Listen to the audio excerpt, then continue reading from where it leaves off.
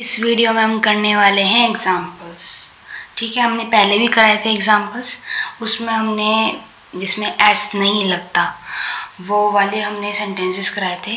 इस वीडियो में हम वाले सेंटेंसेस कराने जा रहे हैं जिसमें एस लगेगा। ठीक है, तो किस में एस लगना चाहिए और किस में नहीं, उसके एग्जाम्पल से देखते हैं। ठीक है, तो मतलब एक एग्जाम्पल लेते हैं।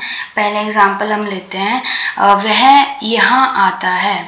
ठीक है, तो एग्जाम्पल ले रहे हैं हम। पहला, वह यहाँ आता है। ठीक है, तो ये आपका सेंटेंस है, वह यहाँ आता है। ठीक है, तो हम उसको कैसे बोलेंगे? तो वह तो हम जानते हैं, सबसे पहले तो लिख लेते हैं कि हमारा फॉर्मेट क्या होना चाहिए। हमारा फॉर्मेट होना चाहिए subject plus verb plus object, ये हमारा फॉर्मेट होना चाहिए। अब इसके हिसाब से सबसे पहले आना चाहिए हमारा सब्जेक्ट। सब्जेक्ट यहाँ पे क्या है हमारा? वह हमारा यहाँ पे सब्जेक्ट है। ठीक है, तो वह सबसे पहले आएगा। अब इसको इंग्लिश में क्या बोलेंगे? वह मतलब जैसे कि हम उस यूज़ कर रहे हैं या वह यूज़ कर रहे हैं, तो उस मतलब वहाँ पे मतलब आपका ही आता है। ठीक है, उस आए चाहे वह आए, आपका ही आएगा। ठीक है, तो ये तो हो गया हमारा सब्जेक्ट पहले। ठीक है, अब यहाँ आता है, फिर हमें वर्ब लिखनी है। वर्ब हमारी क्या होती है?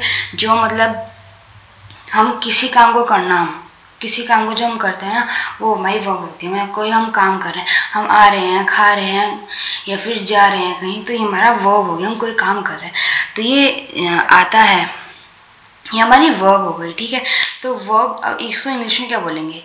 ही मतलब इंग्लिश में आता है को क्या बोलेंगे? आता है को इंग्लिश में क्या बोलेंगे? हम बोलते हैं इसको कम।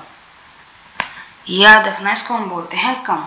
ठीक है, अब कैसे पता चलेगा कि इसमें जैसे हम किस में लगाते हैं? हम लगाते हैं इस मतलब जो हमारी वर्ब होती है ना, हमेशा इसी में ही हमारा एस लगता है और इसी में ही ई एस लगता है, ये सब लगता है। ठीक है, तो हम कैसे पता करेंगे कि इसमें हमारा क्या लगेगा? ठीक है, एस लगेगा या नहीं? तो मतलब जैसे कि आपको बताऊं मैं कि यहाँ पे बता देते हैं, जैसे कि आई हो गया, यू हो गया, इनके साथ तो कभी भी एस नहीं लगता। तो कोई भी चीज़ इनके साथ हो तो उसमें एस नहीं लगता है। ठीक है, और जैसे कि हमारा आ गया, किसी का नाम आ गया, किसी का नेम आ गया, किसी का नेम आ गया, जैसे ही हो गया, शी हो गया या इट हो गया, तो इनके साथ हमेशा एस लगेगा और इनके साथ एस नहीं लगेगा। इसके साथ एस और ई एस लगेगा। ठीक है, तो इसके साथ लगेगा और इनके साथ नहीं लगेगा। तो ये आई होप आपकी ये जो परेशानी दूर होगी हो कि एस के साथ लगेगा और किसके साथ नहीं लगेगा। तो इसमें वह यहाँ जाता है, सॉरी आता है, तो ही कम्स, यहाँ पे हमारा एस लगेगा। अब किसके साथ एस लगेगा, किसके साथ ई एस लगेगा, वो भी हम आगे पढ़ते चलेंगे। ठीक है, पहले तो हम इसमें एस लगा देते हैं, ही कम्स। अब आगे आ गया हमारा ऑब्जेक्ट, मतलब ऑब्जेक्ट या रेस्ट ऑफ द सेंटेंस। ठीक है, तो यहाँ हम इंग्लिश में, यहाँ को हम इंग्लिश में क्या बोलेंगे? यहाँ को हम बोलते हैं हियर और वहाँ को हम बोलते हैं देयर। ठीक है, ये तो छोटे छोटे सेंटेंसेस जो हैं वो करा रही हूँ और उसके जो वर्ड्स हैं वो आपको आ जाएं, इसलिए वहाँ को बोलते हैं हम देयर, यहाँ को बोलते हैं हम हियर।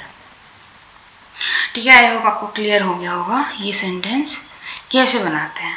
ठीक है, तो ही कम्स हियर। ठीक है, वह यहाँ आता है। अब एक और ले लेते हैं हम, जैसे कि वह खुश दिखता है। वह खुश दिखता है। ठीक है, ये सेंटेंस है। अब इसमें भी हम इसी फॉर्मेट को फॉलो करेंगे।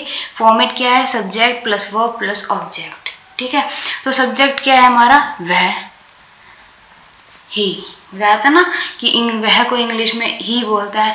अगर हम उस कोई सेंटेंस में उसे है ऐसे करके कोई सेंटेंस है तो उसमें भी हम ही यूज़ करेंगे।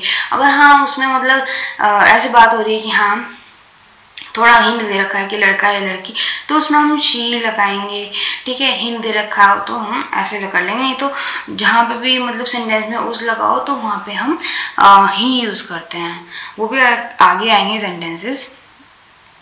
तो दिखता है को हमेशा हम लुक्स बोलते हैं। क्या बोलते हैं हम? लुक्स बोलते हैं, सॉरी लुक बोलते हैं, ठीक है। अब एस लगेगा नहीं लगेगा उसको तो हमें देखना पड़ेगा। अब देखो यहाँ पे ही है, यहाँ पे ही है, यहाँ पे एस लगेगा। ही लुक्स, वह खुश दिखता है। ही लुक्स, खुश को क्या बोलते हैं? हैप्पी। तो हम यहाँ पे हैप्पी लिख देंगे।